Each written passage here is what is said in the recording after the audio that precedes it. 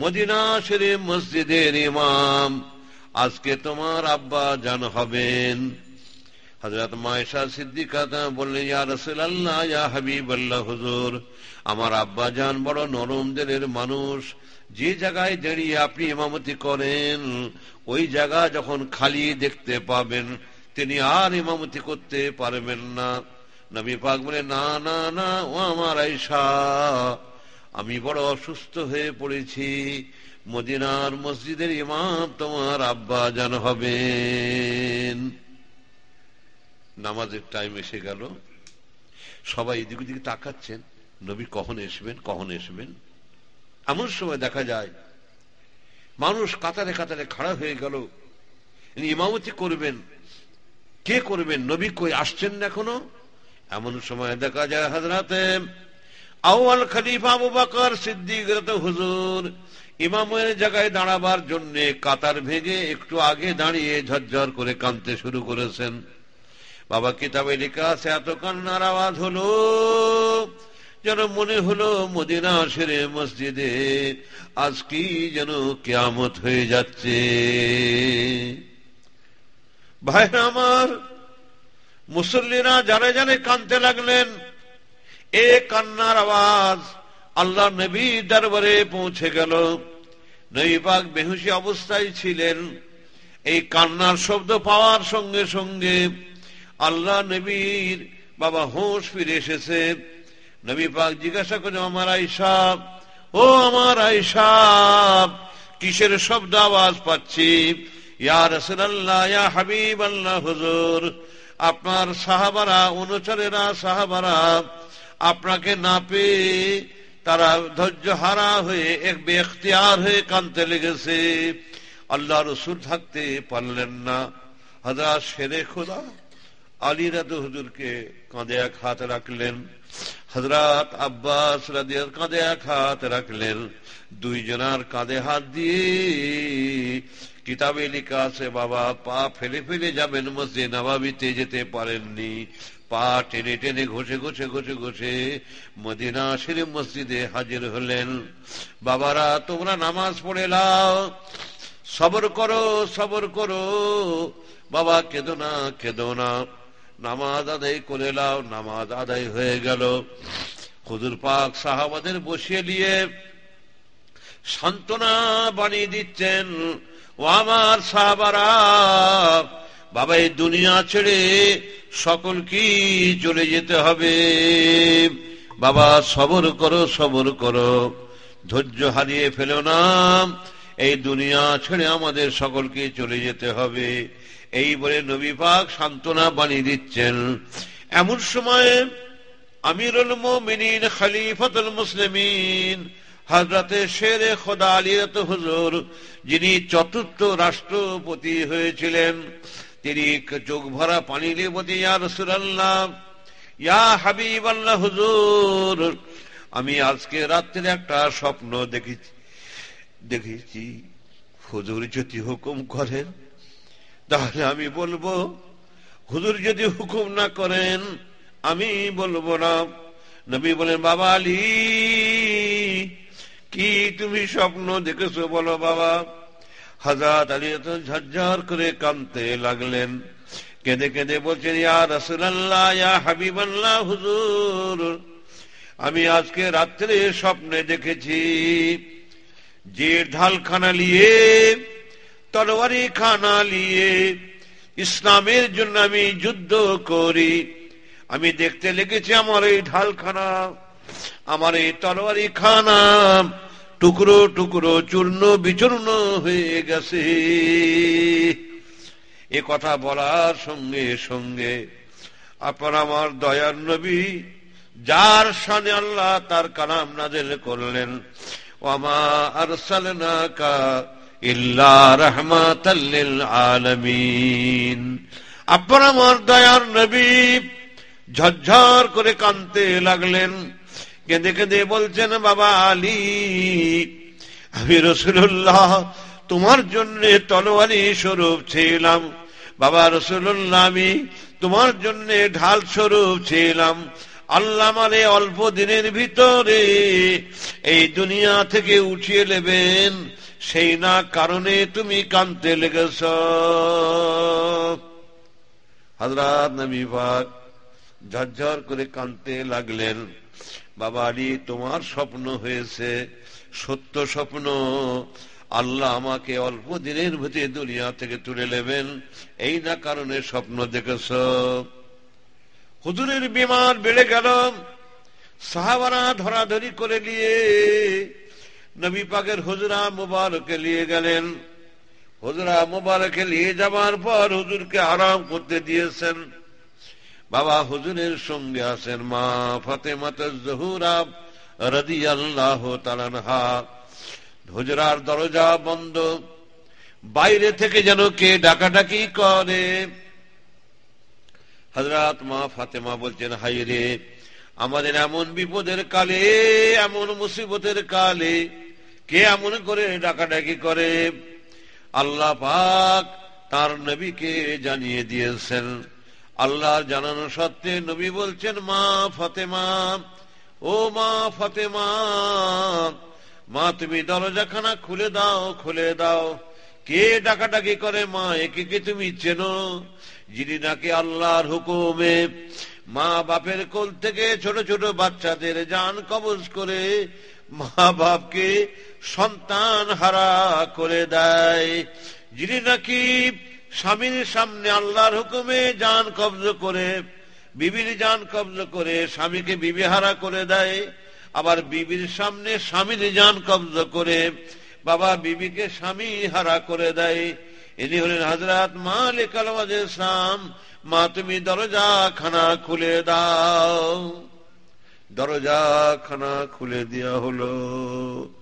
হযরত মালিক আল-ওয়াজিসাম বাবা মিষ্টি সুরে সালাম করতে করতে আছেন, আসসালামু আলাইকা ইয়া রাসূলুল্লাহ, আসসালামু আলাইকা ইয়া হাবিবাল্লাহ, আসসালামু আলাইকা ইয়া নবী আল্লাহ, আসসালাতু আসসালামু আলাইকা ইয়া সিরাজাম মুনীরা। সালাম করতে করতে আল্লাহ নবীর সামনে হাজির হয়ে গেলেন। ইয়া রাসূলুল্লাহ, ইয়া হাবিবাল্লাহ, হুজুর আল্লাহর হুকুম হয়েছে আপনার জান কবজ করার জন্যে। যদি আপনি হুকুম করেন তাহলে আপনার জান কবজ করা হবে, যদি হুকুম না করেন আসসালামু আলাইকুম বলে আমি ফিরে চলে যাব। আল্লাহ নবী বললেন, ও মালিক আল-ওয়াজিসাম, আল্লাহর হুকুম হয়েছে, আমি আর দুনিয়ায় থাকতে চাই না, তবে বলো বলো হযরত জিবরাইল আলাইহিস সালামকে কোথায় রেখে আসলি? এমন সময় দেখা যায় হযরত জিবরাইল আলাইহিস সালাম ফেরেশতা সালাম করতে করতে হাজির হয়ে গেলেন। ইয়া রাসূলুল্লাহ, ইয়া হাবিবাল্লাহ, হুজুর আপনি আল্লাহর জান্নাতে যাবেন বলে আল্লাহর জান্নাতকে সাজানো হচ্ছে। ইয়া রাসূলুল্লাহ, ইয়া হাবিবাল্লাহ, হুজুর আরেকটি শুভ সংবাদ, খোঁজখবরি, আপনার উম্মত উম্মতানির জন্য আল্লাহ দয়া করে মেহেরবানি করে কাউসার হাউস আল্লাহ দান করেছেন। বলুন সুবহানাল্লাহ। আল্লাহ রাসূল বলেন, বাবা জানটা আমার কবজ করো, আমি আল্লাহর কাছে যেতে চাই। হযরত নবী পাকের বুকের উপরে হাতখানা রেখে দেওয়া হলো। কিছুক্ষণ পরেই আল্লাহ রাসূল বলে উঠলেন যে, ভাই মালিক আল-ওয়াজিসাম, তোমারকে দিলে কোনো মায়া দেয় নেই ভাই, তুমি আমার বুকে কি চাপিয়ে দিলে? আমি সহ্য করতে পারছি না, আমার দমটা ভারী হয়ে যাচ্ছে, আমি নিঃশ্বাস ফেলতে পারছি না। হ্যাঁ বাবা, কি চাপিয়ে দিলে? তোমার দিলে দয়া মায়া নাই? আমার মনে হচ্ছে একটা পাহাড়কে তুলে আমি নবী মুহাম্মদ রাসূলুল্লাহ বুকে চাপিয়ে দিয়েছে বাবা। আমি সহ্য করতে পারছি না। হযরত মালিক আল-ওয়াজিসাম মিষ্টি সুরে নরম আওয়াজে, কিসের লাইটটা জ্বলছে দেখো তো, কিসের লাইট ওটা? কিসের লাইট জ্বালাচ্ছিলে? ফটো তুলছে নাকি?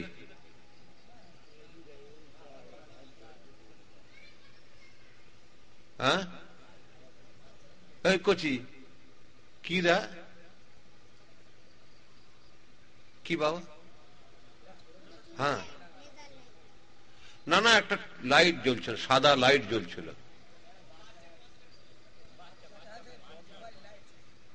দেখিস বাবা, বুড়ো বয়সরা জাহান্নামে লিজাসলি তোরা রে, সব জাহান্নামে যাওয়ার রাস্তা পরিষ্কার করছে রে, আমাকে লিজাসলি বাবা।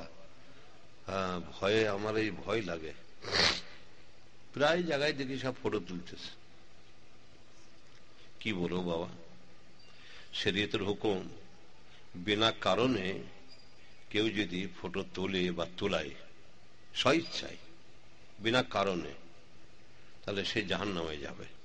যে তুলবে সে জাহান্নামে, যে তোলাবে সে জাহান্নামে যাবে। আর যেমন জরুরতান আজকাল নাচার হয়ে গেছে, আল্লাহ গুনাহ মাফ করে দিক।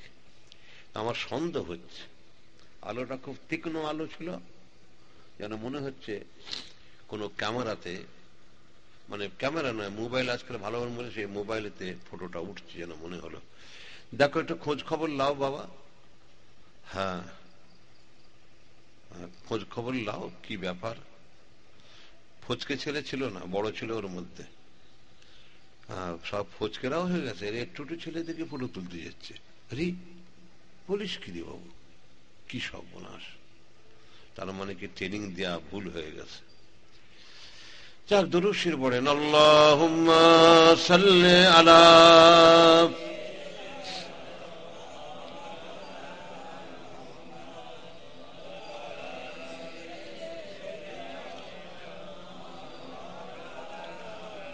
প্যারে হাজরিন, যে বলছিলাম বাবা, একটু খেয়াল করবেন বাবা, গাছের গোড়ায় যদি আগুন ধরে আর উপায় আছে